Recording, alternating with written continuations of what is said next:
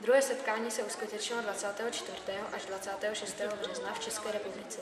První den jsme si prohlédli rehabilitační sanatorium, poškozené, zraněné a tak dále, po nějakých úrazech, nervové ústrojí, zase mozek, nervy, mícha, zase můžou... Od pana doktora Mikuly jsme se dozvěděli mnoho zajímavostí o lázních, léčivých účincích vody a léčbě pohybového ústrojí. Děkujeme, že jste si na nás udělali čas a že jsme tady se mohli podívat.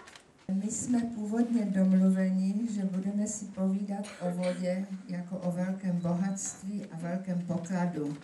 Paní Kolková doplnila prezentaci pana Mikuly o další údaje našeho regionu, vodstvu a historii. Potom jsme si jeli prohlédnout lázně Dárkov. Odebrali jsme vzorky vody Dárkovského pramenu a Olše. My jsme vás fotili. Teď marmeláda.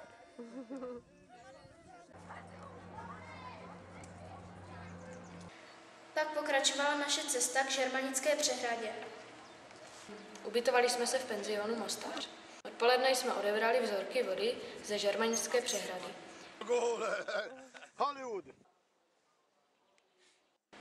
Tvořili česko-polské slovníky, vyráběli plakáty a využití vody, rozdělili jsme se do 4členných česko-polských skupin a zkoumali jsme vzorky vody. A dělali jsme zápisy o všem, co jsme viděli a slyšeli. Večer následovala společná diskotéka.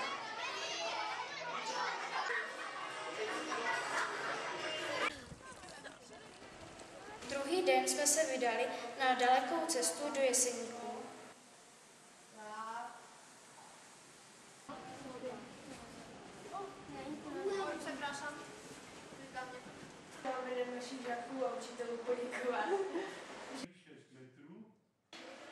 A měli jsme velmi zajímavou prohlídku přečerpávací elektrárny Dlouhé Stráně, která je pěkně ukrytá v podzemí.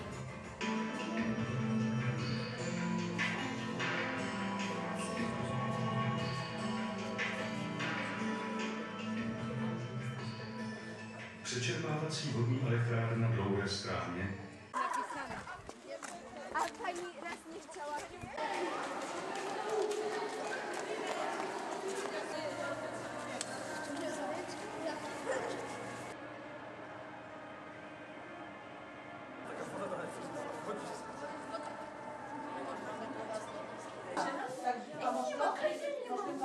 Třetí den jsme dokončili naše zkoumání vody.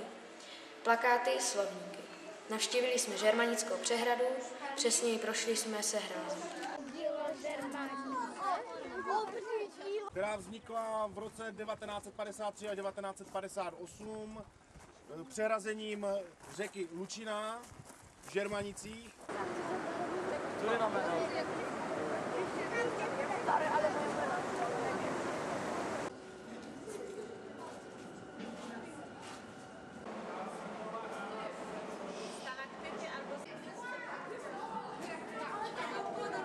Naše setkání navštívili také paní ředitelka Ludvíka Klošinská a pan ředitel Tomáš Vlachopoulos. Pak už následovala jen zhodnocení a rozloučení.